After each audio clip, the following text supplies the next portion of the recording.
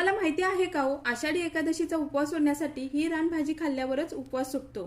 तर आमच्याकडे उपवास सोडताना याची भाजी बनवतात, याला वागाट असं म्हणतात। हे कारल्यासारखं कडू असतं पण तितकंच आयुर्वेदिक आहे। ही भाजी फक्त आषाढ महिन्यातच भेटते। आता तुम्हाला हे फक्त गावीच भेटणार, मुंबई पुण्यासारख्या ठिकाणी अजिबात भेटत नाही। तर मी खास एकादशीसाठी गावावरून मागवले आहे। तर याचं काय करायचं, याला फोडून याच्यातून बिया काढून फक्त याची साल काढून घ्यायची। नंतर याचे छोटे छोटे तुकडे करून 3 ते 4 वेळा स्वच्छ धुवून घ्यायचं। नंतर एका ताटात किंवा प्लेटमध्ये धुतलेलं वागाटं, भिजवलेली डाळ, कांदा स्वच्छ धुवून घ्यायचा, म्हणजे कांद्याचा उग्र वास निघून जातो। तर हे कारल्यासारखं कडू असतं म्हणून गूळ घालायचा। ओलं खोबरं, लसूण, जिरे, अद्रक यांचं बारीक केलेलं वाटण घातलं।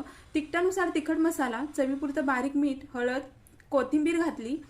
आता फोडणीसाठी तेल गरम झाल्यावर मोहरी, जिरे फुलले की याच्यात तयार मिश्रण घालून चांगलं सेकंदभर परतायचं। वरती झाकण ठेवून ग्लासभर पाणी ओतायचं आणि गॅस मीडियम करायचा। 5 मिनिटानंतर छान असं मसाल्यात शिजवून घ्यायचं। पाणी गरम झाल्यावर याच्यात गरम मसाला, चिंचेचा कोळ घालून गरम पाणी ओतलं। आता मला भाजी थोडी रबरबीत हवी आहे, तुम्ही तुमच्या आवडीनुसार कमी जास्त पाणी ओता।